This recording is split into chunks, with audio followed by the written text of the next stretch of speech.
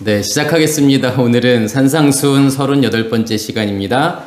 일용할 양식이 오늘을 살게 한다. 마태복음 6장 11절 말씀입니다. 오늘 우리에게 일용할 양식을 주시옵고. 아멘. 우리가 주기도문 내용들은 복음이 무엇인지만을 설명하고 있는 거죠. 우리가 하나님께 어떻게 기도를 해야 되는지 그 방법이나 형식을 설명하고 있는 것이 아니라 우리 안에서 하나님의 나라가 어떻게 완성이 되는지, 천국이 어떻게 완성이 되는지만 설명하고 있다라고 하는 거고, 결국 기도라고 하는 것은 내가 하나님께 나의 소원을 아뢰는 것이 아니라 하나님의 소원이 우리 안에서 이루어지는 거라는 거고, 결국은 주기도문의 내용이라고 하는 것은 무엇이 될 수밖에 없는 거냐면 7날의 창조가 될 수밖에 없는 거죠.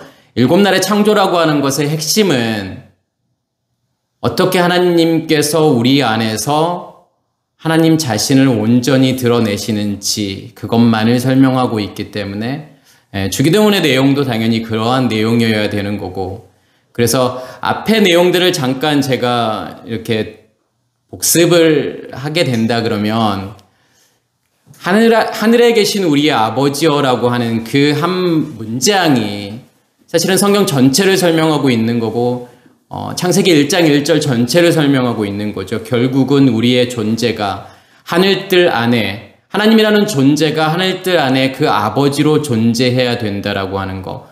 다시 말해서 그것을 천국이라고 이야기하는 거죠. 그러면서 무엇을 말하는 거냐면 이름이 거룩히 여김을 받으시오며 이름을 이야기하는 건데, 과연 이 이름이라고 하는, 당신의 이름이라고 하는 정체가 뭐냐 이거예요. 단순하게 여호와 하나님이라고 하는, 여호와 엘로힘, 우리가 믿고 있는 하나님의 이름이 여호와, 아니면 우리가 믿고 있는 하나님의 신의 이름이 예수 그리스도다, 그것을 이야기하고 싶은 것이 아니라 하나님이라는 존재를 여호와 엘로힘이라고 하는 두 단어로 설명하고 있는 거고, 또 예수 그리스도라고 하는, 이게 슈아 마시아흐라고 하는 이 두 단어로 하나님이라는 존재를 설명하는 거고, 하나님이라는 존재를 설명한다라고 하는 것은 다시 말해서 복음이 무엇인지를 설명하고 있다라고 하는 거죠. 그래서 이 이름의 본질이라고 하는 것은 결국은 첫째 날의 빛과 둘째 날의 말씀의 근원이라고 하는, 결국은 불이라고 하는 것과 물이라고 하는 것으로 하나님 자신을 설명하고 하나님 자신을 계시하고 있다고 하는 사실인 거고, 결국은 첫째 날의 빛이 의미하는 것은 예슈아를 의미하는 거고, 둘째 날의 말씀의 근원이라고 하는 것은 마시아흐를 의미하는 거죠. 그래서 마시아흐라고 하는 단어는 기름 부음이라는 뜻이고, 예슈아라고 하는 단어는 구원이라고 하는 거죠. 우리의 구원이 어떻게 이루어지는지를 보여주고 싶은 거고 설명해 주고 싶다라는 거고, 결국은 이 쉔이라고 하는 이름의 본질이라고 하는 것은 첫째 날과 둘째 날인 거고 예수 그리스도라고 하는 거죠. 그게 이름이 거룩히 여김을 받는다라는 거고, 나라가 임한다라고 하는 것은 어떠한 나라가 임한다라고 하는 거죠. 그러니까 첫째 날과 둘째 날이라는 걸 통해서 지성소와 성소를 보여주는 거죠. 그러니까 성소의 7 등불, 지성소의 말씀의 근원인 언약궤라고 하는 거. 결국은 하늘이라고 하는 개념은 지성소가 있는 그곳을 하늘이라고 이야기하는 거죠. 그러니까 궁창이라고 하는 라키아는 무엇을 의미하는 거냐면 언약궤를 의미하는 거예요.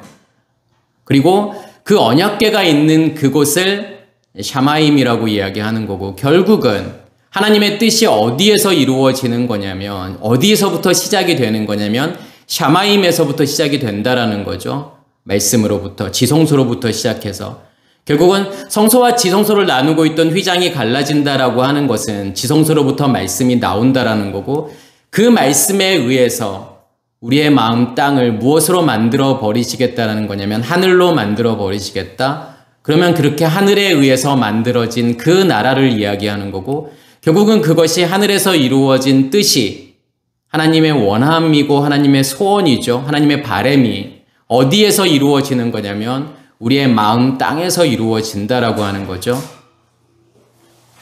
그러면 우리의 마음이 무엇을 만들게 되는 거냐면 거기서 나오는 우리의 감정도, 우리의 느낌도, 우리의 생각이라고 하는 모든 것을 다 만들어 가시는 거고, 결국은 우리 자신이, 우리 전체가 하나님의 소유가 되는 것, 그것을 천국이라고 이야기하는 거죠. 결국 국이라고 하는, 이 나라라고 하는 것은 무엇에 의해서 지배받는, 무엇에 의해서 통치받는 나라를 이야기하는 거냐면, 땅을 이야기하는 거냐면 하늘에 의해서 통치받는 땅을 이야기하는 거예요. 그래서 창세기 1장 1절도 마찬가지죠. 하나님께서 그 하늘과 그 땅을 만드셨다. 그러면 그 땅이라고 하는 것은 그 하늘에 의해서 지배받는, 그 하늘에 의해서 만들어지는 땅을 이제 그 땅이라고 이야기하는 거죠. 천지라고 이야기하는 거고, 천국이라고 이야기하는 거고. 오늘 말씀은 우리에게 일용할 양식을 주옵시고, 이제 이렇게 나오죠. 그럼 과연 일용할 양식이 무엇이냐 하는 문제인데, 우리가 앞에 있는 내용들을 다 이해하셨다 그러면 이 일용할 양식의 정체라고 하는 것은 너무 당연할 수밖에 없는 건데, 그렇지 않고 사실은 이러한 복음의 관점으로 이 말씀을 보지 않는다 그러면 뭐라고 생각할 수 있을까요? 일용할 양식. 그러니까 일용할이라고 하는 단어가 에피우시오스라는 단어를 쓰는데, 이 에피우시오스라는 단어는 계속적인, 끊이지 않는, 그리고 우리를 위해서 필요한, 내일을 위해서 필요한, 미래를 위해서 필요한이라는 뜻이 있어요. 그러니까 끊이지 않고 계속 있는 그 양식, 내가 오늘을 살기 위해서 필요한 양식, 그 양식을 주시옵소서. 그러니까 어떻게 보면 내가 굶지 않도록 하나님께서 나에게 끊임없는, 내가 죽을 때까지 끊임없는 양식을 나에게 공급해 주시옵소서라고 하는 그러한 기도인 것처럼 보이지만, 지금 그러한 것을 말하고 싶은 게 아니라고 하는 거죠. 결국은 어떠한 양식, 그러니까 레헴이라고 하는, 그러니까 히브리어로는 레헴이라는 단어를 쓰고 이제 헬라어로는 아르토온이라는 단어를 쓰잖아요. 그러면 이 양식이라고 하는 것은 결국은 어디에서 나오는 말씀을 양식이라고 이야기하는 거죠? 지성소로부터 나오는 말씀. 그러니까 한마디로 이야기하면 제가 지난 시간에 말씀을 드렸던 것처럼 그 나라를 만드는 그 양식, 그 나라를 만드는 근원이 뭐냐 이거죠. 그러면 지성소로부터 나오는 그 말씀, 그 말씀을 지금 여기에서는 양식이라고 이야기하는 거죠. 그러면 일용할이라고 하는 것은 어떠한 의미가 있는 걸까요? 그러니까 제가 아까 에피우시오스라는 단어를 쓴다고 말씀을 드렸잖아요. 그 에피라고 하는 단어는 뭐냐면, 그러니까 전치사예요. 근데 그 에피라는 전치사는 마치 이제 우리가 이제 축구공이 이렇게 있다고 생각한다면 그 맨 바깥쪽 표면, 그것을 이제 에피라고 이야기를 하는 거예요. 그래서 위에라고 하는 이렇게 번역을 하죠. 그러니까 표면 위에 이렇게 그런 뜻이 있는 그 전치사가 에피라는 전치사고, 이 시오스라고 하는 것은 뭐냐면 에이미 동사의 현재 분사형이에요. 그러니까 무슨 말이냐면 에이미 동사의 어떠한 뜻을 가지고 있는 거죠. 그러니까 에이미 동사는 어떤 의미가 있냐면 영어에 마치 비동사와 같은 거죠. 그게 이제 에이미 동사인 거고, 히브리어에서는 하야 동사라고 이제 하죠.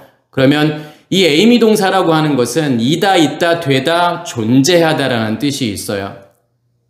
그러면 어디에서 존재하는 거냐면 에피라고 하는 표면에서 존재한다라고 하는 뜻인데, 마치 무엇을 생각하시면 되는 거냐면 성막의 울타리, 그러니까 어떤 성의 성벽을 생각하시면 돼요. 그러니까 성전의 울타리라고 하는 것은, 성막의 울타리라고 하는 것은 밖에 있을 때는 그 울타리는 어떠한 역할을 하게 되는 거냐면 안에 있는 것을 들여다보지 못하게 하는, 그러니까 우리가 하나님이라고 하는 존재를 그냥 보여지는 것으로, 말씀을 그냥 표면적인 것으로 보는 그 상태를 이제 표현할 때 에피라고 하는 전치사를 쓰지만, 또한 에피라고 하는 전치사가 거기에서 끝나는 것이 아니라 우리가 성막의 울타리 안으로 들어왔을 때, 그러니까 우리가 믿음의 길이라고 하는 것은 성막 울타리 안으로 들어와서 번제단을 통과하고 물두멍을 통과하고 성소 안으로 들어가고 지성소 안으로 들어가서 다시 거기서부터 나오는 구조예요. 지성소로부터 성소를 지나서 다시 번제단 그리고 울타리까지 나오는 전체가, 그러니까 무엇에 의해서 다 지배를 받게 되는 거냐면, 우리가 지성소로 들어갔다라고 하는 것은 말씀의 근원이 만들어졌다라는 거고, 그 말씀이 무엇을 덮어버리는 거냐면 우리의 성소를 덮어버리는 거고, 성막 울타리 전체를 덮어버렸을 때 어디까지 확장이 되는 거냐면 성막 울타리까지, 나의 전체를 다 확장했을 때 그걸 또한 무엇이라고 표현하는 거냐면 에피라는 전치사가 의미하는 거예요. 그러니까 안으로 들어갔다가 다시 와서 안에 있는 것이 확장되어져서 어떠한 표면을 만들었을 때 그것 또한 에피가 되는 거예요. 그래서 제가 지난 시간에 그 요한계시록 설교에서도 말씀을 드렸지만 성벽이라고 하는 것은 어떠한 개념으로 이해하셔야 되는 거냐면 성전의 확장이라고 이해를 하셔야 되는 거예요. 그러니까 성전이라고 하는 것은 하나님의 영역에 확장이 되었을 때 그것을 성벽이라고 이야기하는 거죠. 그걸 에피예요. 그러면 하나님이라는 존재가, 그러니까 에이미 동사는 하나님이 존재하고 있다라는 거예요. 하나님이 있다라는 거예요. 무엇으로 증명할 수 있는 거죠? 내 안에 무엇이 있으므로요? 말씀의 근원이 있기 때문에, 하늘이 내 안에 존재하고 있기 때문에 그 하늘이 내 안에서 확장되어져 가서 만드는 것을 무엇이라고 이야기하는 거냐면 에피우시오스라고 이야기하는 거예요. 그러면 에피우시오스라고 하는 것은 결국은 하나님의 존재의 확장이구나 라고 이해하시면 되겠죠. 그러면 이 일용할 양식이라고 하는 것은, 양식이라고 하는 하나님의 말씀이, 하나님의 의식이 내 안에서 계속 확장되어져 가서 나를 덮고 있는 그 상태, 그게 일용할 양식이구나. 결국 그 일용할 양식에 의해서 뭘 산다라고 하는 거죠? 그러니까 오늘 우리에게 일용할 양식을 주시옵고 라고 하는 것을 좀 더 직역을 하게 되면 그러니까 우리의 일용할 그 양식을 주시옵소서 우리에게 오늘. 그러면 그 일용할 양식에 의해서 무엇을 살게 된다라고 하는 거냐면 하욤, 오늘을 살게 된다라고 하는 건데, 이 욤이라고 하는 개념의 핵심은 뭐냐면 빛이라고 하는 거잖아요. 첫째 날의 빛을 하나님께서 무엇이라고 말씀하시는 거냐면 욤이라고 말씀을 하시죠. 낫이라고 말씀을 하시잖아요. 결국은 내 안에서 나오는 그 말씀에 의해서 우리의 안에, 우리의 성소 안에 7 등불이 꺼지지 않고 타오르고 있는 그 상태. 결국은 일용할 양식이 무엇을 만드는 거냐면 욤을 만든다라고 하는 거죠. 그럼 우리 안에 욤을 만드는 것뿐만 아니라 다른 사람들 안에 욤을 또 만든다라는 거예요. 그것을 지금 무엇으로 설명하고 있는 거냐면 넷째 날이라고 하는 것으로 설명하고 싶은 거죠. 우리 안에 씨 가진 열매가 있다라고 하는 그 자체가 사실은 일용할 양식이 우리 안에 존재하고 있다라는 개념인 거고, 그러면 그 말씀에 의해서 우리 안에 등불이 꺼지지 않고 계속 타고 있는 그 상태, 이제 밖을 향해서 빛을 비출 준비가 되어 있는 그 상태를 메오르트 광명체들이라고 이야기하는 거예요. 그래서 그 광명체, 그 빛을 어디를 향해서 비추는 거죠? 내 안을 비추기도 하지만 세상을 향해서 비추게 되는 거죠. 그래서 오늘날 우리에게 일용할 양식을 주옵시고라는 이 문장 안에 무엇을 표현하고 싶은 거냐면 넷째 날의 광명체라고 하는 것이 무슨 뜻인지를 표현하고 싶은 거예요. 구체적으로 제가 이제 이러한 어떤 양식이라고 하는 개념이 구체적으로 성경에서 어떻게 쓰여졌는지, 그리고 우리가 너무 잘 알고 있는 이 말씀들이 무슨 의미가 있는지를 제가 연결해서 다시 한번 설명을 드릴게요.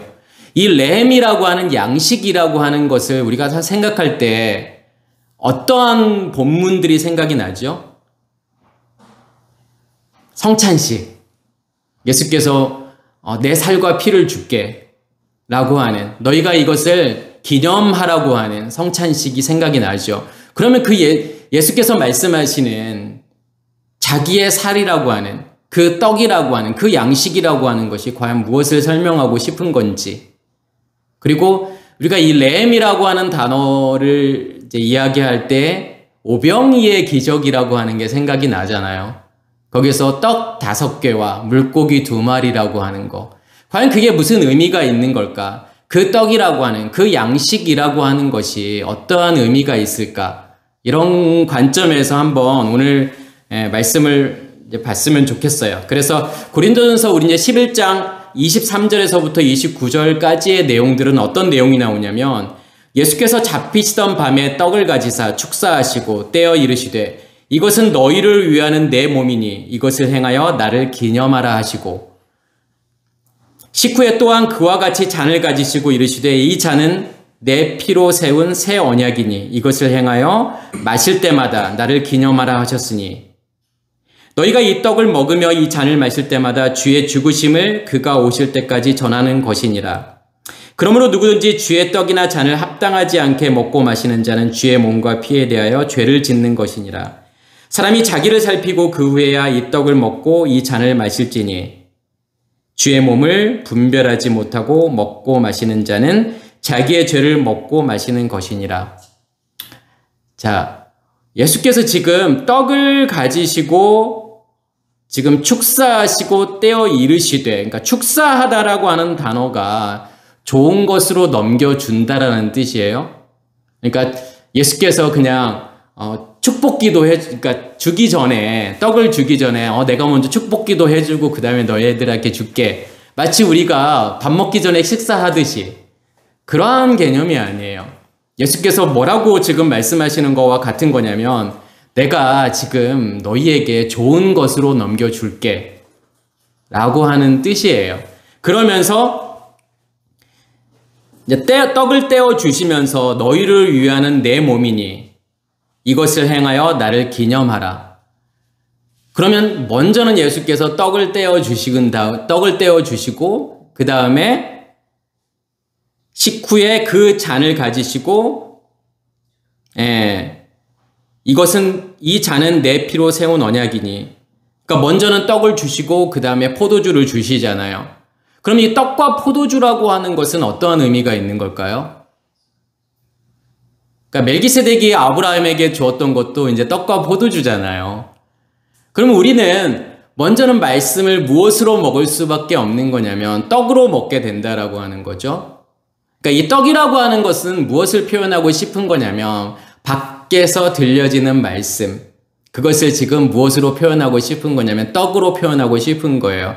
먼저는 예수 그리스도께 말씀을 들어야 되는 거고 그것을 떡으로 먹어야 되는 거죠. 그 다음에 포도주로 먹는다라고 하는 것은요, 피로 먹는다라고 하는 것은 어떠한 의미가 있는 걸까요?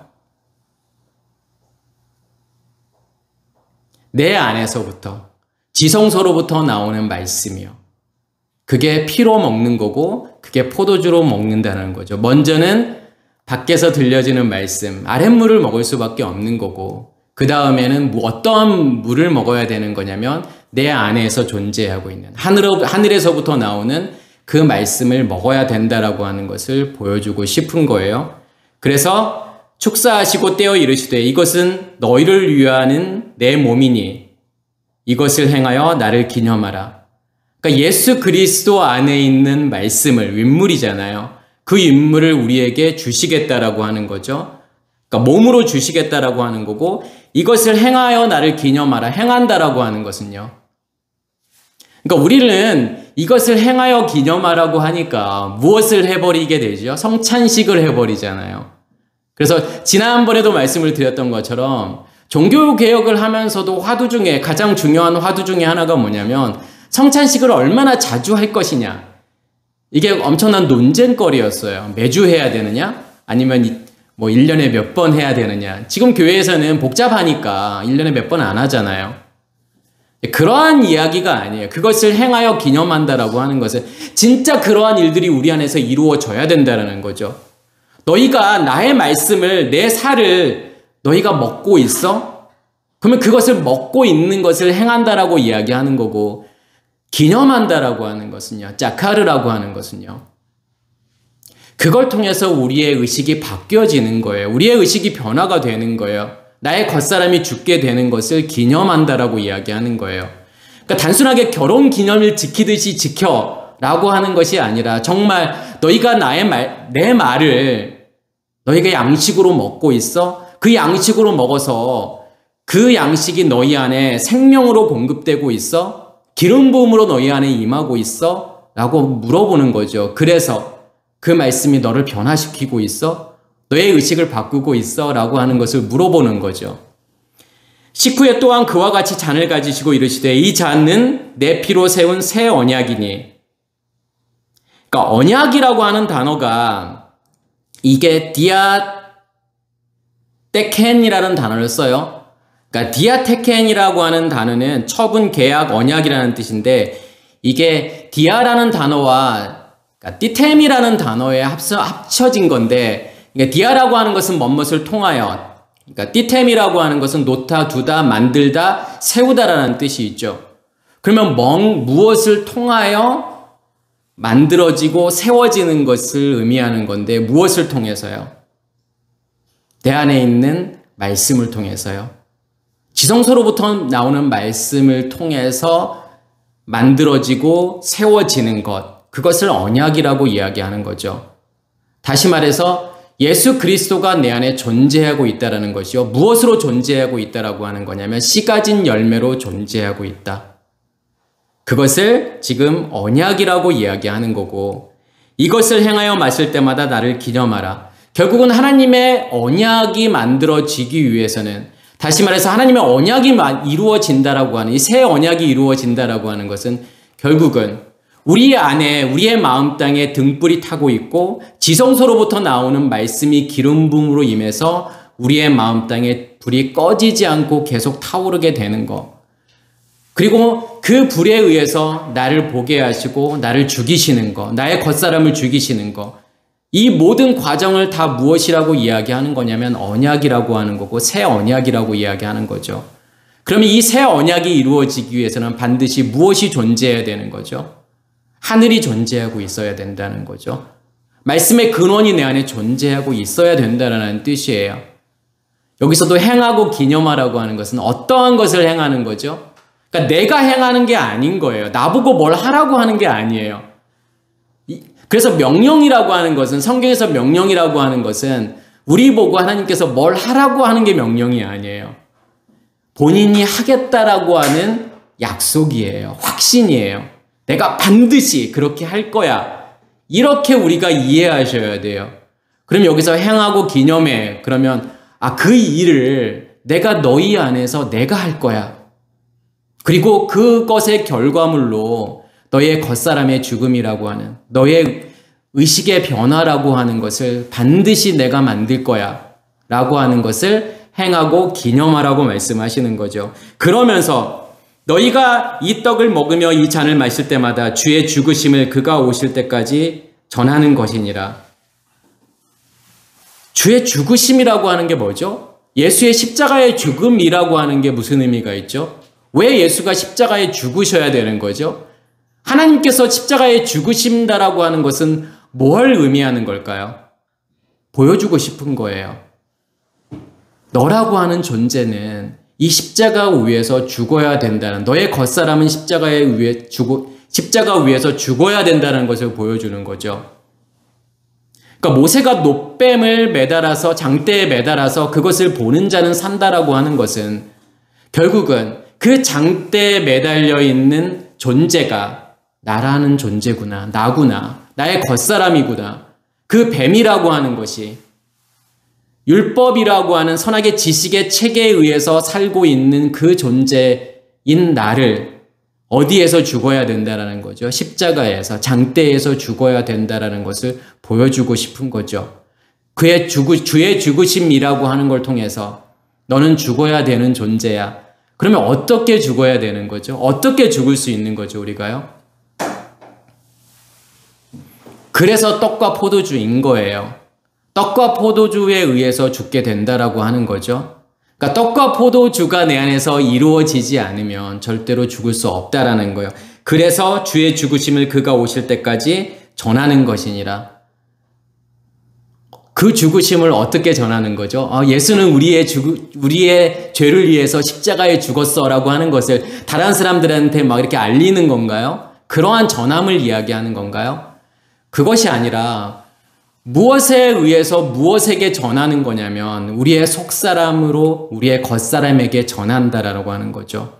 무엇을 전하는 거죠? 이 죽음을요. 무엇이 만들어졌기 때문에요. 떡과 포도주가 내 안에서 이루어졌기 때문에 그 죽으심이 내 안에서 이루어진다라고 하는 것을 표현하고 싶은 거고, 그러므로 누구든지 주의 떡이나 잔을 합당하지 않게 먹고 마시는 자는 주의 몸과 피에 대하여 죄를 짓는 것이니.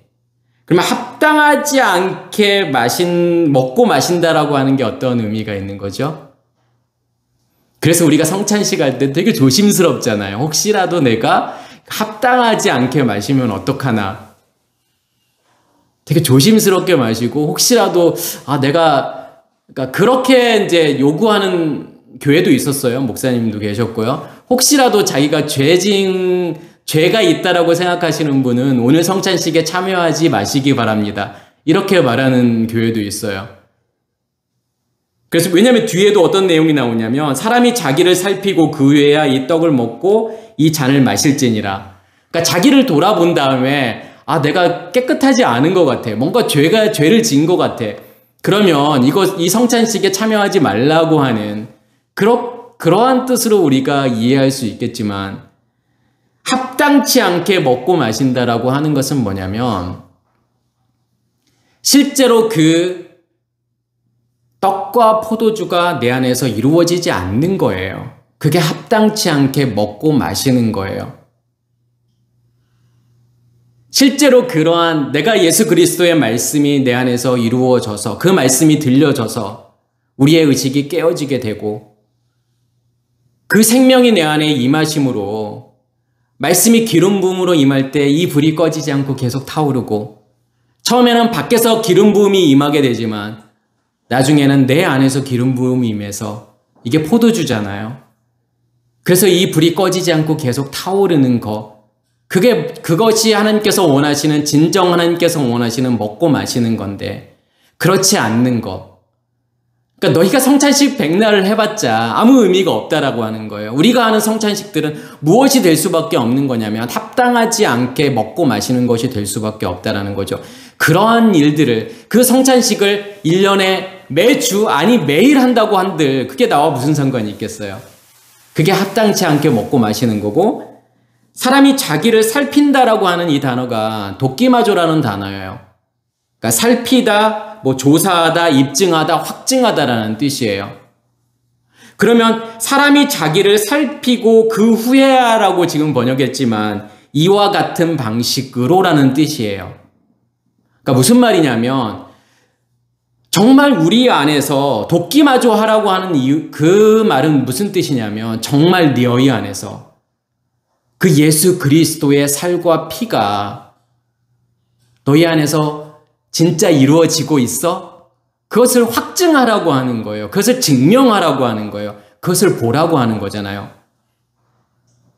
진짜 그러한 일들이 내 안에서 이루어지고 있다면 그것을 확증하라고 이야기하는 거고 그게 먹고 마신다라고 하는 거예요. 너희가 그것을 먹고 마시는 그 과정 속에서 확증하라고 하는 거잖아요.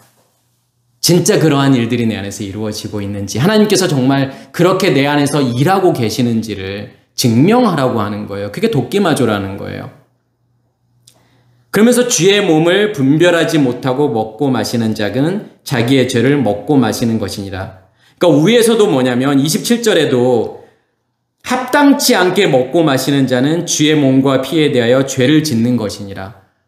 그러니까 죄를 짓는다라고 하는 것은 죄를 내 안에서 계속 쌓는다라고 하는 거잖아요. 그러면 주의 살과 피를 내가 온전하게 먹는다라고 하는 것은 결국은 무엇을 없앤다라고 하는 거냐면 죄를 없앤다라고 하는 거죠. 그 말은 무슨 말이냐면 하나님의 살과 피가 내 안에서 온전히 이루어진다라고 하는 것은 내 안에서 무엇이 사라지고 없어지는 거죠? 선악의 지식의 체계가 사라지고 없어지는 거잖아요.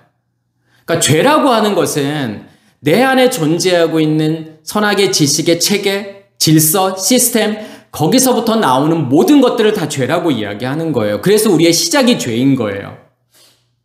무엇으로부터 시작이기 때문에요. 우리 안에서는요. 선악의 지식의 나무만 존재하고 있었기 때문에 거기서 나오는 모든 것들은 다 죄인 거예요. 우리의 감정도 우리의 느낌도 우리의 생각도 거기서 나오는 모든 의미들 거기서 그 의미들이 만들어 놓은 모든 관계들 그 모든 것들은 다 죄라고 하는 거예요. 그렇기 때문에 너희가 합당하지 않게 마시면은 그러한 일들이 너희 안에서 이루어지지 않게 되면 그 죄가 그대로 있다라는 거잖아요. 그렇지만 너희가 그 주의 살과 피를 온전하게 먹게 되면, 그러한 일들이 너희 안에서 이루어지게 되면 무엇이 없어지고 무엇이 사라지게 되는 거냐면, 내 안에 존재하고 있는 선악의 지식의 체계가 사라지는 거고, 선악의 지식의 체계가 사라진다라고 하는 것은 죄가 사라지는 거고 죄가 없어진다라고 하는 개념이에요. 그래서 이 말씀을 통해서 정말 너희 안에서 이러한 일들이 이루어지고 있어 라고 하는 것을 물어보고 싶은 거예요. 그렇지 않다면 너희 안에 그냥 죄를 쌓고 있는 거야. 그래서 고린도전서 10장 16, 17절에는 우리가 축복하는 바, 축복의 자는 그리스도의 피에 참여함이 아니며 우리가 떼는 떡은 그리스도의 몸에 참여함이 아니냐. 그러니까 축복의 잔이라고 하는, 그러니까 축복이라고 하는 것은 뭐냐면 율로기아라는 단어를 써요. 율로기아라는 단어. 그러니까 율로기아라고 하는 단어는 유라고 하는 것은 좋다라는 뜻이고, 그러니까 로고스라는 단어와 합쳐진 거죠. 그러니까 로고스라고 하는 것은 말씀인 거고, 결국은 여기서의 축복이라고 하는 것은 좋은 말씀이라고 하는 거고, 그래서 이 축복의 잔이라고 하는 것은 그리스도의 피에 참여한다. 그러니까 그리스도의 피에 참여하고 그리스도의 몸에 참여한다라고 하는 것은 결국은 무엇으로 시작이 되는 거냐면 그리스도의 몸으로 시작을 하죠. 그러니까 그리스도의 몸이라고 하는 것은 예수 그리스도 안에 있는 말씀으로 시작이 하는 거예요. 그 말씀이 먼저는 우리 안에서 들려져야 되는 거죠. 그래서 나를 보게 되는 거, 하나님을 경험하게 되는 거, 그걸 회개라고 이야기하는 거고, 말씀이 먼저는 들려져서 그 회개가 내 안에서 일어나게 되는 거고, 그리고 우리 안에 말씀의 근원이 만들어진다라는 거죠. 질서, 하나님의 질서, 하나님의 체계가 만들어지는 거고, 거기에서 나오는 피, 그러니까 우리도 몸에서 보면은 피라고 하는 것이 어디에서 만들어지죠? 뼈에서 만들어져요. 뼈에 있는 골수에서 만들어져요. 그래서 백혈구도 적혈구도 혈소판, 이게 이제 피를 이루는 거잖아요. 그래서 백혈구, 적혈구, 혈소판이 다 어디서 만들어지냐면 골수에서 만들어지는 건데, 골수는 뼈잖아요. 결국은 뼈에서 피가 만들어지는 거고, 피는 무엇을 만든다라고 하는 거냐면 몸을 만들어요. 피에서 나오는 산소와 모든 영양분들이 통해서 우리의 몸에 세포 분열이 일어나게 돼서 우리의 몸이 자라게 만드는 역할. 결국은 뼈가 피를 만들고 피는 몸을 만들게 되는 거죠. 마찬가지로 하나님의 의식의 체계가 우리 안에 존재하고 있으면 거기에서 피를 만드는 거예요. 그게 피예요. 그러면 그 피는 반드시 무엇을 만들게 되는 거냐면 우리의 영의 몸을 만들게 된다는 거죠. 그래서 그리스도의 피가 그리스도의 몸을 만드는 거고, 거기에 참여한다라고 하는 이 단어가 꼬이노니아라는 단어를 써요. 그래서 우리가 꼬이노니아라고 하는 단어는 잘 알고 있잖아요. 교제, 친교, 참여, 나눔이라는 뜻이고, 이 꼬이노니아라는 단어가 꼬이노스라는 단어인데, 꼬이노스라는 단어는 무슨 뜻이냐면 일반적인 공통된이라는 뜻이 있어요. 그러니까 공통된 무엇인가를 가지고 있을 때 그것을 교제라고 이야기하는 거고 친교라고 이야기하는 거예요. 그러면 그 공통된 무엇이 뭘 이야기하는 거죠? 그리스도의 피와 그리스도의 몸을 이야기하는 거예요. 그 예수 그리스도를 이야기하는 거죠. 그 예수 그리스도라는 공통 분모, 이제 그것을 우리는 이제 커먼 센스라고 이야기를 하잖아요. 누구나 공통적으로 알고 공통적으로 이해하고 있는 거. 그러니까 개념이 없다라고 하는 것은 뭐냐면 누구나 공통적으로 알고 있는, 공통적으로 해야 되는 일들을 하지 않는 것을 개념이 없다라고 이야기하는 거죠. 개념이라고 하는 게 그거예요. 공통된 이해. 모든 사람들이 다 공통적으로 동의하는 것. 그것을 개념이라고 이야기하잖아요. 그래서 어떠한 단어들의 개념 그러면 이 단어를 이야기했을 때 모든 사람들이 공통적으로 다 이해하고 알고 있는 것. 그게 뭐냐면 교제라고 하는 거예요. 그러니까 공통적으로 누가 존재해야 되는 거죠, 우리 안에요. 예수 그리스도라고 하는 공통 분모가 우리 안에 존재하고 있어야만이 교제예요. 같이 밥 먹고 같이 이렇게 놀고 이야기하고 그런다고 해서 그게 교제가 아니에요. 그 안에, 그 사람들 안에 예수 그리스도의 이 몸과 피가 존재하지 않는다면 그것은 더 이상 교제가 아닌 거예요. 성경에서 말하는 이 코이노니아라는 것은 아니라는 거예요. 그러면서 떡이 하나요 많은 우리가 한 몸이니 이는 우리가 다 한 떡에 참여함이라. 떡이 하나라고 하는 것은 결국은 전부 다 같은 말씀을 공유하고 있다라고 하는 거죠.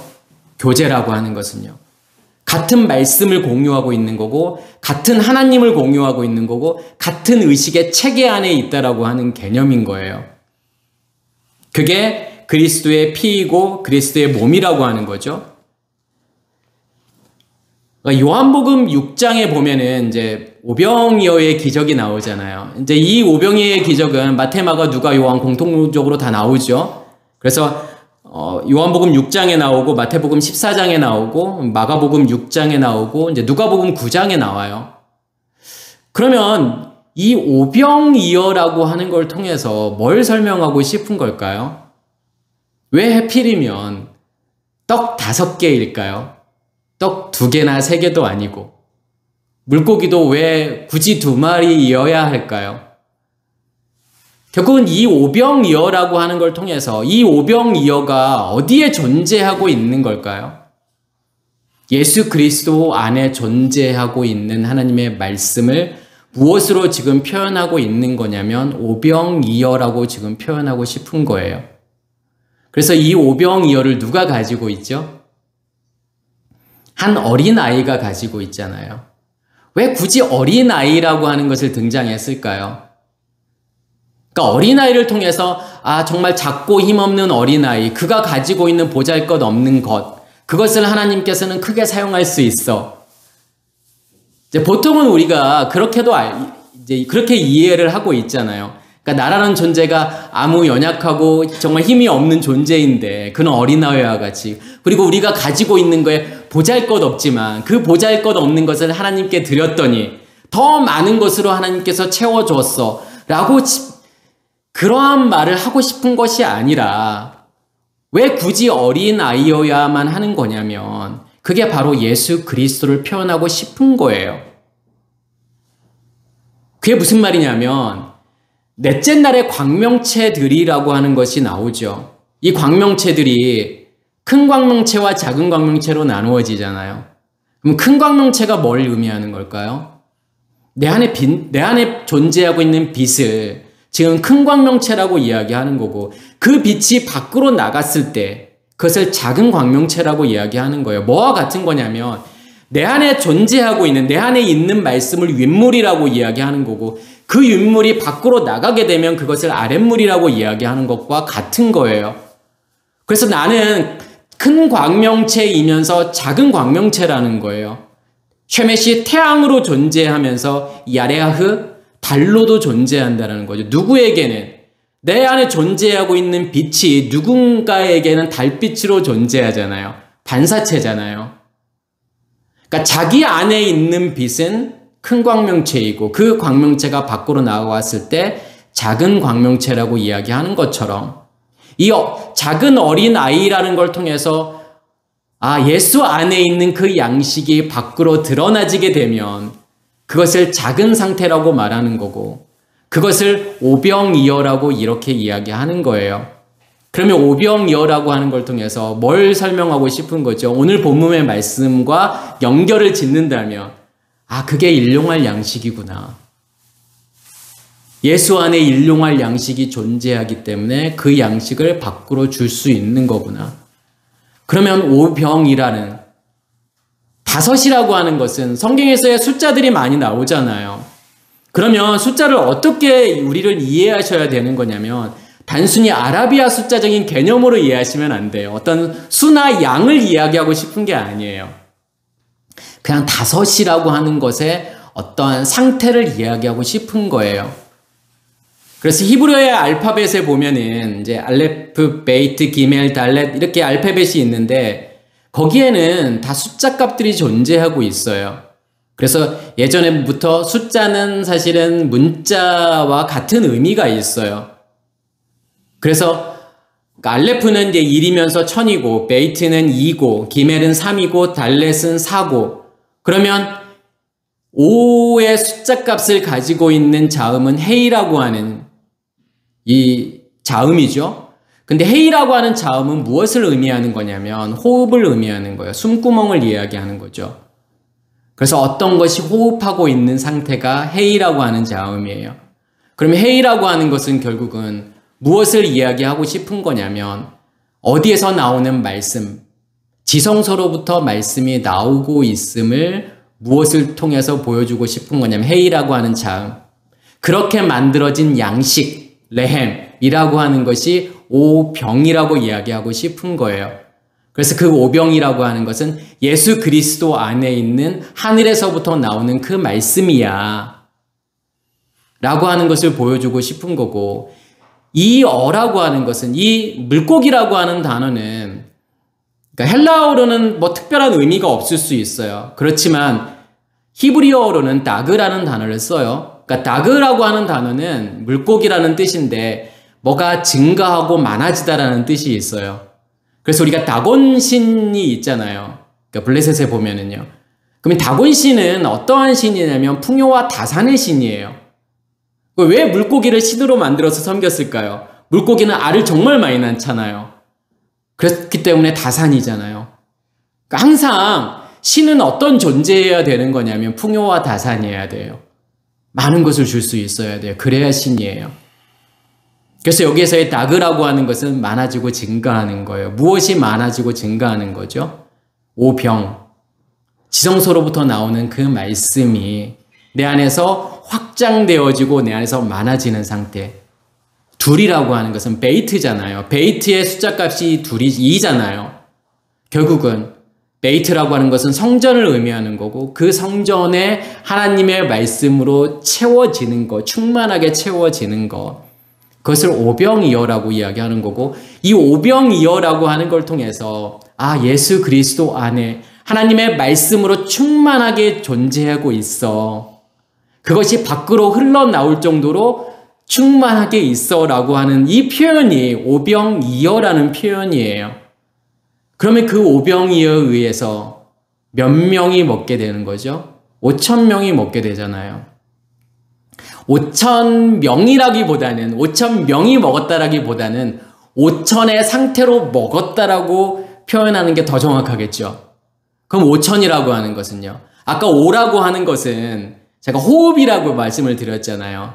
그러니까 내 지성소로부터 나오는 말씀이 나오는 것도 호흡이지만 내가 누군가로부터 말씀이 들려져서 그 말씀을 받는 것도, 그것도 사실은 헤이 호흡이에요. 그러면 예수 그리스도 안에 존재하고 있는 그 오병이어의 상태가, 그 양식이, 그 떡이 나에게 주어졌을 때 무엇으로 주어지는 거냐면 오로 주어지게 된다라는 거예요. 1000이라고 하는 것은요, 알레프잖아요. 알레프가 1이라는 숫자값도 있고 1000이라고 하는 숫자값도 있죠. 알레프라고 하는 것은요, 소이면서 하나님이에요. 그러니까 소라고 하는 것은 우상이잖아요. 그러면 이 알레프라고 하는 걸 통해서 뭘 보여주고 싶은 걸까요? 5,000에서요. 하나님의 말씀이 내 안에서 내 안에 들려지게 되면 우리는 무엇을 보게 될까요? 나 자신을 보게 돼요. 내가 어둠이구나. 내가 어둠의 존재구나. 내가 아파르 먼지와 같은 아무 가치 없는 존재이구나라는 것을 깨닫게 돼요. 말씀이 들려졌을 때요. 내 안에 내가 우상이었음을 보게 돼요. 그러니까 우리는 뭐냐면 내가 선악의 지식의 체계로 살게 되면 그곳서부터 나오는 모든 것들은 다 우상이에요. 거기서 나오는 감정도요. 거기서 나오는 생각도요. 그렇게 만들어지는 수많은 의미들, 그리고 그 의미들이 만들어 놓은 관계, 하나님과의 나와의 관계, 하나님의 의미들 다 뭐라는 거예요? 그럼 우상이에요. 그것을 보게 되는 거예요. 내가 우상을 섬기고 있었구나, 내가 우상을 믿고 있었구나를 보게 되잖아요. 그리고 거기서 무엇을 보게 돼 인식하게 되는 거냐면 하나님이라는 존재를 인식하게 돼요. 하나님을 보게 된다라는 거죠. 말씀을 내가 깨닫게 된다라는 거예요. 그게 5,000이라고 하는 개념이에요. 그래서 오라고 하는 말씀이, 양식이 우리 안에게 주어져서 들려져서 그것으로 나를 보게 되고 또 하나님을 인식하는 것, 그것이 5,000이고 그 결과물이 뭐죠? 12바구니, 12이라고 하는 아들이잖아요. 그게 벤이라고 하는 거예요. 성전 안에 생명이 존재하고 있는. 다시 말해서 내가 하나님의 말씀이 들려지는 것을 무엇이라고 하는 거죠? 그래서 나를 보게 되는 거, 하나님을 인식하는 거, 그것을 성경은 베레시트라고 이야기하는 거예요. 그게 태초라고 이야기하는 거예요. 태초가 시작이 되었다? 하나님의 시간이 시작이 된 거예요. 그게요. 그것을 회개라고 이야기하는 거예요. 그래서 회개라고 하는 것은 내가 잘못했던 것을 열거하는 것이 아니라 고해성사하듯이 열거하는 것이 회개가 아니라 내 자신을 보는 게 회개고 하나님을 인식하는 게 회개예요. 그게 오천이 의미하는 거고. 그러면 그 회개의 결과물이라고 하는, 다시 말해서 회개라고 하는 것은 내가 예수와 함께 그게 십자가의 죽음을 죽게 된다라고 하는 개념이에요. 그러니까 태초가 내 안에 시작이 되었다, 베레시트가 내 안에 시작이 되었다라고 하는 것은 결국은 내가 십자가에서 죽음을 죽었다라고 하는 개념이에요. 그러면 그 생명이 내 안에서 심겨지게 되었을 때 그것을 벤 아들이라고 이야기하는 거고 그것을 12이라고 이야기하는 거예요. 그래서 12광주리가 남는 거예요. 그러고 나면 어떠한 일이 일어나죠? 예수께서 물 위를 걸으시잖아요. 그건 뭘 이야기하는 거냐면 분리를 이야기하는 거예요. 내 안에 예수 그리스도가 존재하게 되면, 내가 벤 아들로 존재하게 되면 반드시 어떠한 일이 일어나게 되죠? 내가 씨 가진 열매로 내가 존재한다라고 하는 것은 반드시 어떠한 일이 일어나게 되냐면 추수라고 하는 게 일어나잖아요. 초실절, 맥추절, 오순절, 칠칠절이라고 하는 이 추수가 일어난다라고 하는, 추수의 핵심이라고 하는 것은 뭐냐면 분리예요. 겉사람과 속사람의 분리죠. 이제 내가 겉사람으로 살지 않고 속사람으로 산다라고 하는 개념이에요. 그게 예수께서 물 위를 걸으시는 거예요. 아랫물 위를 걸으시는 거예요. 이제 내가 아랫물과 윗물이 분리가 됐다라는 거고 속사람과 겉사람이 분리가 일어났다라는 거고 추수가 이루어졌다라고 하는 것을 예수께서 설명하고 싶은 거예요. 그게 오병이어의 기적이에요. 그래서 오병이어의 기적 다음에는 예수께서 물 위를 걸으시는 내용이 나오는 거예요. 데살로니가 후서 3장 12절에 보면 이런 자들에게 우리가 명하고 주 예수 그리스도 안에서 권하기를 조용히 일하여 자기 양식을 먹으라 하노라. 이런 자들은 어떤 자들이냐면 앞의 내용에 게으르게 행하여 도무지 일하지 아니하고 일을 만들기만 하는 자들. 그러니까 단순하게 일 안 하고 너 게으르게 그렇게 있는 자들에게 조용히 일하고 자기 양식을 네가 일한 대가를 먹어 라고 하는 그러한 내용이 아니잖아요. 그러니까 여기에서 게으르다고 하는 단어가 이게 아딱도스라는 단어를 써요. 이 아딱도스라는 단어는 불규칙하게 무질서하다라는 단어예요. 이게요. 그러면 질서가 있다라고 하는 게 뭐죠? 그러니까 과학적으로도 이제 엔트로피라는 단어를 써요. 엔트로피라는 단어는 뭐냐면 무질서도를 이야기할 때 엔트로피라는 단어를 써요. 그러면 엔트로피가 증가한다라고 하는 것은 무질서가 증가한다라는 거고 엔트로피가 낮다라고 하는 것은 되게 질서 있는 상태라는 거예요. 그럼 뭐가 질서 있는 상태죠? 그러니까 이 세상에서 엔트로피가 낮은 상태는 어떤 상태를 이야기하는 거냐면 질서 있는 상태인데 어떤 게 질서 있는 상태죠? 생명이 있는 상태예요. 생명이 있어서 생명을 계속 유지하고 성장하는 그 상태가 엔트로피가 낮은 상태고 질서 있는 상태예요. 사실은 뭐가 정상이냐면 무질서한 게 정상이에요. 그러니까 집이 있으면은 집을 청소 안 하고 계속 놓아두면 무질서도가 계속 증가해요. 그러니까 다시 말해서 엔트로피가 증가한다라고 하는 거예요. 바닥에 옷도 막 굴러다니고 양말도 굴러다니고 먼지 쌓이고 쓰레기들 막 이렇게 쌓이고 지극히 정상이에요. 누군가 청소하지 않으면 그냥 놔두면 모든 이 세상은 다 그렇게 될 수밖에 없어요. 무질서도가 있는 상태가 될 수밖에 없어요. 우리도 마찬가지예요. 우리가 살아있다라고 하는 것이 지극히 비정상적인 상태예요. 사실은요. 그러니까 질서가 있다라고 하는 게 지극히 비정상적인 상태예요. 정상적인 건 뭐냐면 질서가 없는 상태인 거고 죽음이라고 하는 것이 지극히 정상적인 거예요. 근데 하나님의 질서가 내 안에 있다라고 하는 것은 하나님의 생명이 내 안에 있다라고 하는 거예요. 그 생명이 계속 유지가 되고 있다. 그게 질서 있는 상태예요. 그게 엔트로피가 낮은 상태예요. 누군가 일하고 있다라는 거예요. 우리도 여기에서 아무도 일 안 하고 그냥 있잖아요. 그럼 엔트로피는 증가해요. 무질서도는 증가할 수밖에 없어요. 질서 있는 상태가 될 수 없는데 누군가 열심히 청소하고 빨래하고 쓸고 닦고 하니까 정리정돈된 상태. 그게 질서 있는 상태예요. 누군가 일하시니까 그 상태를 유지하는 거잖아요. 우리가 우리 안에 질서 있는 상태가 된다는 것은 하나님께서 내 안에 들어오셔서 하나님께서 열심히 일하시는 거예요. 나를 바꿔가는 거예요.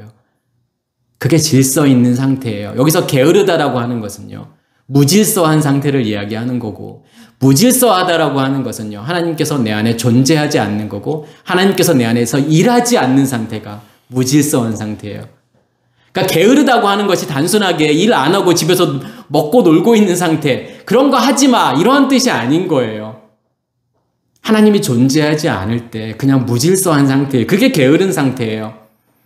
도무지 일하지 아니하고 일을 만들기만, 여기서 일을 만들기만 한다라고 하는 이 단어가 주위에 있는 것으로 열심히 일하고 노력한다라는 이 단어예요.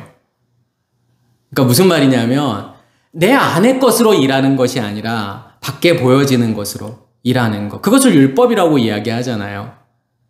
그러면서 조용히 일하여, 이 조용히라고 하는 이 단어도 정막, 고요, 정수, 이게 헤스키야라는 단어를 써요. 이 헤스키야라는 단어가 정막이고 고요하고 정숙이고 이게 평화롭고 고요하고 자기 자리를 유지하는 그 상태.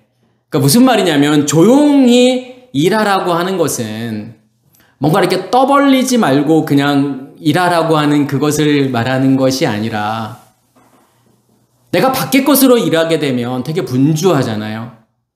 뭔가를 되게 열심히 해야 된다고 생각을 해요. 그러니까 종교는 그런 거잖아요. 율법이라고 하는 것은요. 내가 부지런히 뭔가를 티내게 열심히 해야 되는 거지만 하나님의 일하심이라고 하는 것은 고요함이에요. 하나님께서 내 안에서 고요함 가운데서 일하신다라고 하는 것은 내가 일하지 않기 때문에요. 내가 일하게 되면 시끄럽고 번잡스러워요. 그렇지만 하나님께서 일하심이라고 하는 것은 내 안에서 조용하게 하나님께서 일하시는 거예요. 그게 조용히 일하라는 거고 자기 양식을 먹으라고 하는 거예요. 하나님의 일하심의 결과물이라고 하는 것이 양식이라고 하는 거고 그 양식을 먹으라고 하는 거죠. 이거 고린도후서 9장 10절에 보면 심는 자에게 씨와 먹을 양식을 주시는 이가 너희 심을 것을 주사 풍성하게 하시고 너희 의의 열매를 더하게 하시리니 너희가 모든 일에 넉넉하여 너그럽게 연보를 함은 그들이 우리로 말미암아 하나님께 감사하게 하는 것이라. 이 말씀도 이제 연보라는 단어가 나오잖아요. 그래서 이제 이 말씀을 우리가 심는 자에게 씨와 먹을 것을 주시는 이가, 그러니까 심는 자라고 하는 것은 이제 연보를 내는 자, 그러니까 가난한 자들을 도와주는 것을 이제 연보를 낸다라고 이야기를 하는 거고, 연보가 그렇게 쓰여진다라고 생각하니까 여기서 심는 자 그러면 연보하는 자는 씨와 먹을 것, 씨와 먹을 양식을 주시는 이가 풍성하게 주시는다라는 거잖아요. 그러면 풍성하게 주시면 그 풍성하게 주신 것으로 뭘 하라고 하는 것처럼 보이죠? 연보를 하라는 것처럼 보이잖아요. 그렇게 연보를 우리를 통하여 하나님께 감사하게 하라. 이제 이렇게 말을 하게 되면 어떻게 오해하게 되냐면 헌금을 이제 많이 가져와서 그것을 우리를 통하여 너희가 하나님께 그 연보가 감사가 되는 거야. 하나님께 감사를 드리고 싶어? 그러면 연보를 가져오라는 거잖아요. 그 연보를 통해서 하나님께 감사를 드리라는 거잖아요. 우리를 통해서 우리에게 그것을 가져오게 되면 그게 하나님께 너희가 그 연보가 하나님께 감사를 드리는 거야. 이제 이렇게 우리가 생각을 할 수 있잖아요. 그렇지만 이 말씀도 그러한 내용이 아니라 심는 자라고 하는 것은요, 씨 뿌리는 자를 이야기하는 거고 빛을 넘겨주는 자를 이야기하는 거예요. 그 사람들은 하나님께서 뭘 주시겠다라는 거죠. 씨와 먹을 것을 주시겠다라는 거죠. 씨와 먹을 것이라고 하는 것은 결국은 씨 가진 열매를 이야기하는 거잖아요. 그것을 하나님께서 풍성히 주시겠다라고 하는 거예요.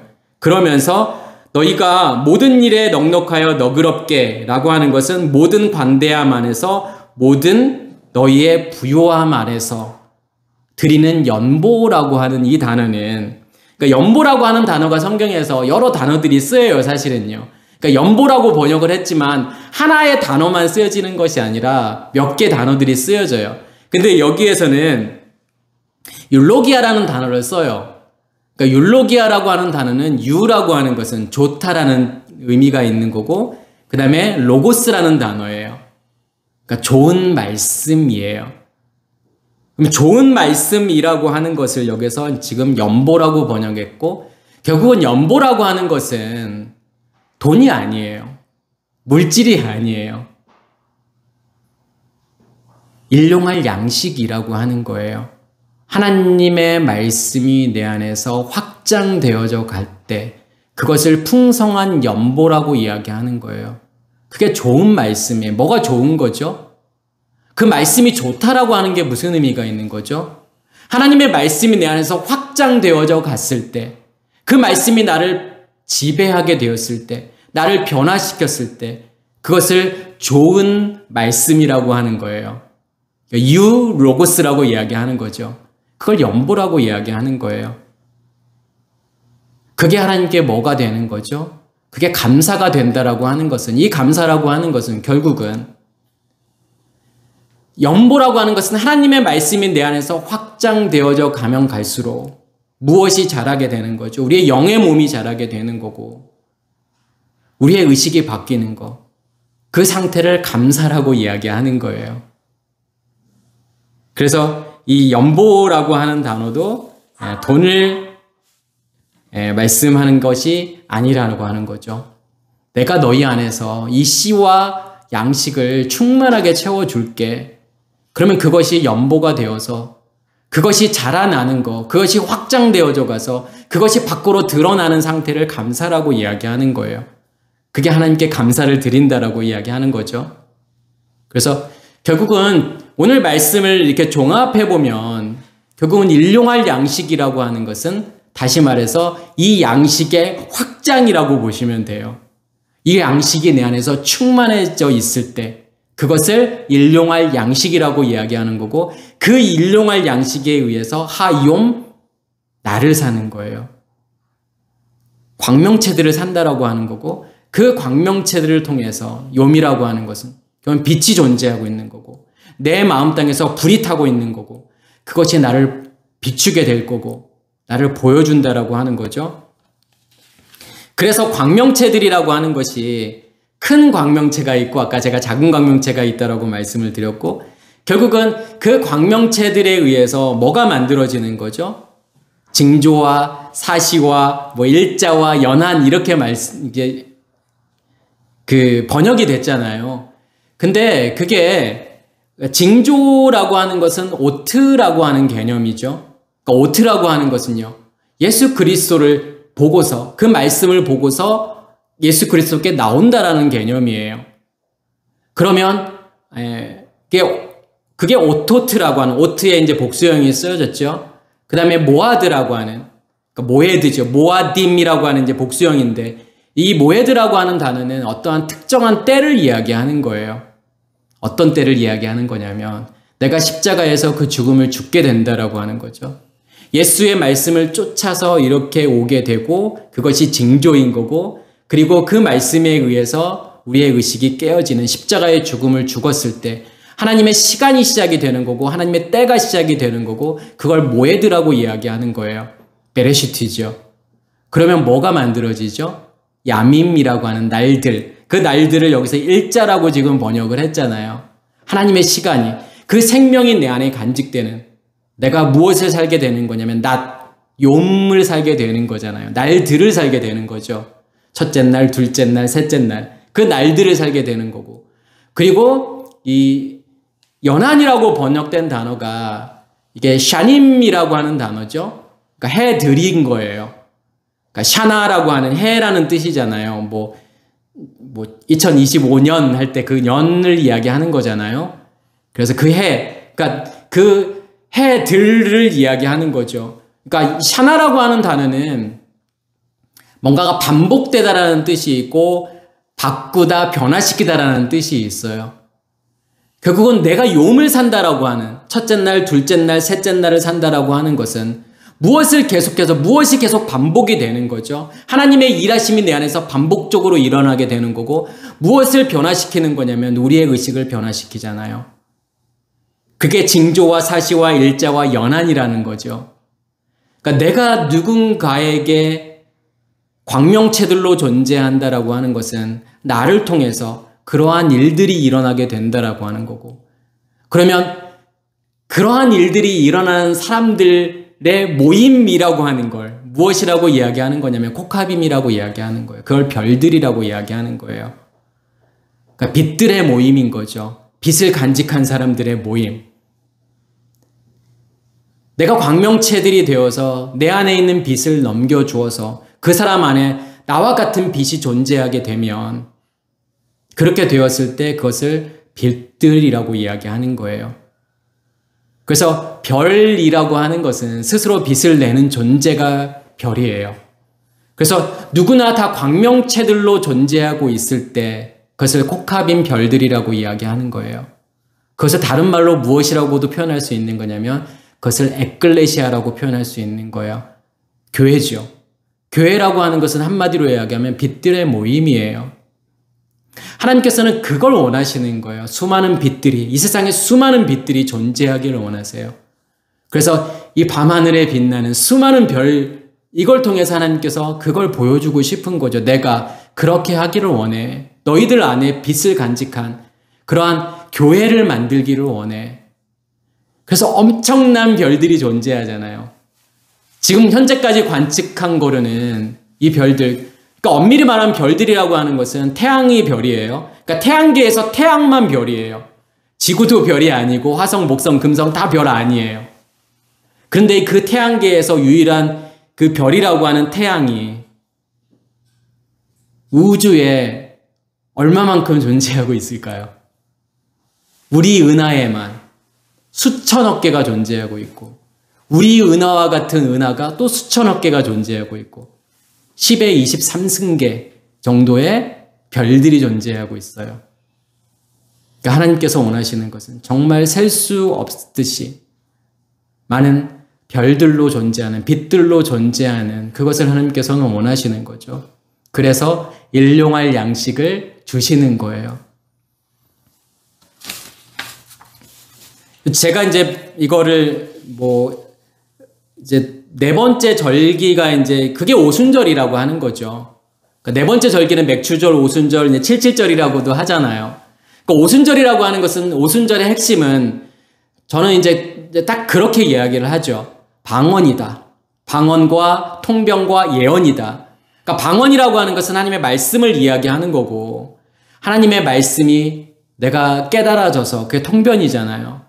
그걸 밖으로 전하는 것을 예언이라고 이야기하는 거고 결국은 일용할 양식이 준비가 되어 있는 그것을 방언이고 통변이라고 이야기하는 거죠. 일용할 양식이 준비가 되어 있으면 반드시 그것을 밖으로 전할 수밖에 없다라는 거예요. 그게 오순절이라고 하는 거고 그게 긍휼히 여긴다라고 하는 개념이에요.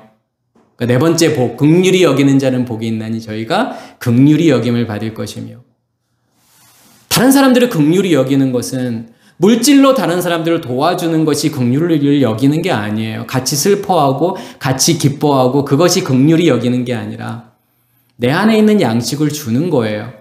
그게 긍휼히 여기는 거예요.